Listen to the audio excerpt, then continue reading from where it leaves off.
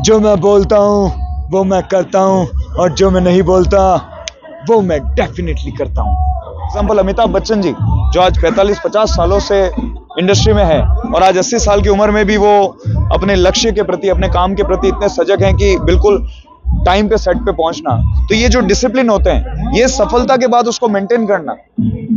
ये आजकल Instagram social media का जमाना है, तो वायरल एक बार आदमी हो सकता है, परंतु लगातार उसको मेंटेन करके चलना, ये मुझे लगता है मैं उनको यही एडवाइस दूंगा कि टैलेंट सबके पास है, पर जो उसको प्रोफेशनल तरीके से मेंटेन करके चलता है वो लंबी रेस का घोड़ा बनता है। और मैं ये कहता हूं कि शॉर्ट टर्म मत बनिए। वायरल होना एक अच्छी बात हो सकती है, परंतु सिर्फ वायरल होना, गेन प्रकरण की बस मुझे वायरल होना है, 1, 2, 5 मिलियन व्यूज आ जाएं, उससे आप खुश मत होइए, क्योंकि वो तो एक लॉटरी की तरह है। आप अपने आप को बेहतर बनाइए, आप अपने आप पे समय इन्वेस्ट कीजिए, तो आप लंबी रेस के घोड़े बनेंगे और आप हमेशा चलते रहेंगे। सर वो तो ये कह सकता हूँ कि ईश्वर का आशीर्वाद होता है, और बाकी हमारा काम मेहनत करना होता है।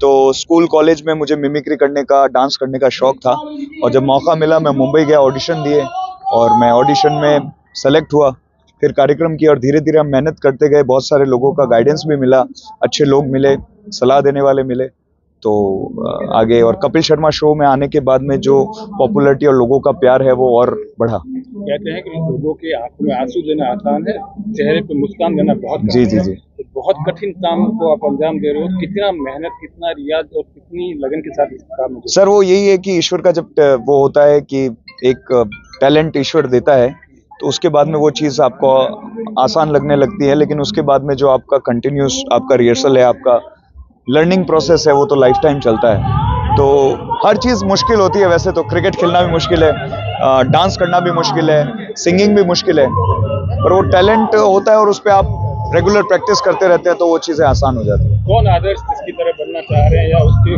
नक्शे कदमों पे? बहुत सारे आदर्श हैं सर, हर फील्ड में हैं, और अक्षय कुमार जी का डिसिप्लिन मुझे बहुत अच्छा लगता है कि जिस तरह से आज भी वो 55 प्लस हैं, लेकिन जो उनका आज भी काम करने का, पिक्चर तो देखिए सर, फ्लॉप और हिट तो किस्मत की बात है, परंतु डिसिप्लिन। आज अभी उनकी फिल्म आ रही है बड़े मियाँ छोटे मियाँ, टाइगर श्रॉफ के साथ में, लेकिन आज टाइगर श्रॉफ से मेरे ख्याल 20-25 साल वो बड़े होंगे, परंतु उनके साथ में वो खड़े हैं, तो ये मुझे बहुत इंस्पायर करता है। साथ में हमारे और भी बहुत सारे लोग हैं जो इंस्पायर करते हैं मुझे।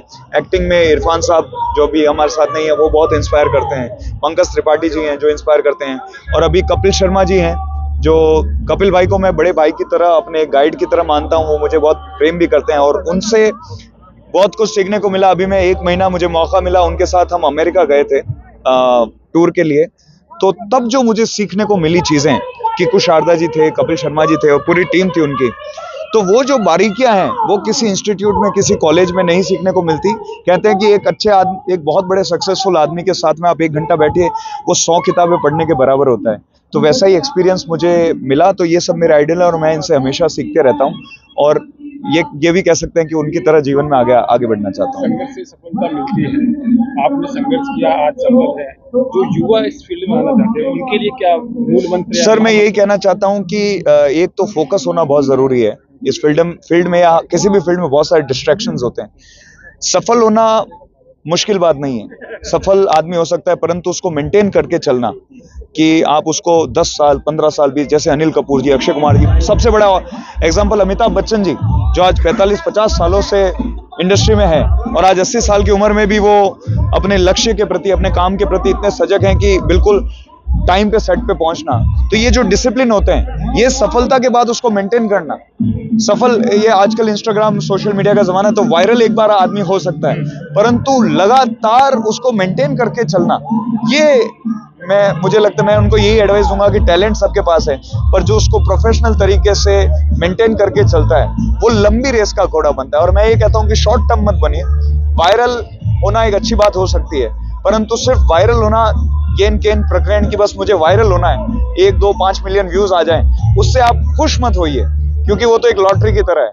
आप अपने आप को बेहतर बनाइए, आप अपने आप पे समय इन्वेस्ट कीजिए, तो आप लंबी रेस के घोड़े बनेंगे और आप हमेशा चलते रहेंगे। मेरा आखिरी सवाल, पाली से जो प्यार का मुकाम शुरू हुआ था, उसकी मंजिल कहाँ लिखते हैं? सर मैंने तो जो मंजिल सोची भी नहीं थी वो मिल गई, तो अब तो ये जो कुछ भी चल रहा है बोनस चल रहा है। और अब यही है कि अब जहां ईश्वर ले जाए, और यह है कि अब यहाँ तक आए हैं तो ये ईश्वर का वरदान या आशीर्वाद समझकर मैं इसको ले रहा हूँ कि जिस मुकाम की मैंने कभी परिकल्पना नहीं की थी जीवन में कभी, कि मैं ऐसी जगह पे पहुंचूंगा, इतने बड़े सितारों से मिलूंगा, इतने बड़े सितारों के साथ काम करूंगा, वो मुझे करने का मौका मिल रहा है। तो मैं इसको बहुत ग्रेटिट्यूड समझता हूँ। I feel so gratitude when I wake up, तो कि ईश्वर ने मुझे इतना कुछ दिया है, तो अब मैं उसको टेकन फॉर ग्रांटेड नहीं लेना चाहता। मैं उसको एक अच्छे तौर पर लेकर उस पर और मेहनत करना चाहता हूँ, कि उसे जाया नहीं करना चाहता। मैं चाहता हूँ कि उस पर और मेहनत करके जिन लोगों ने मुझे सपोर्ट किया, जिन लोगों ने मुझ पे फेथ दिखाया है, उनके फेथ पे मैं खरा उतरूं और आगे इस प्रोफेशन में आगे बढ़ूं। अक्षय कुमार का सबसे फेवरेट डायलॉग कौन सा? सर बहुत सारे डायलॉग हैं, पर वही जो मैं हमेशा बोलता हूँ, जो मैं बोलता हूँ वो मैं करता हूँ, और जो मैं नहीं बोलता वो मैं डेफिनेटली करता हूँ। Thank you sir, thank you. बहुत बहुत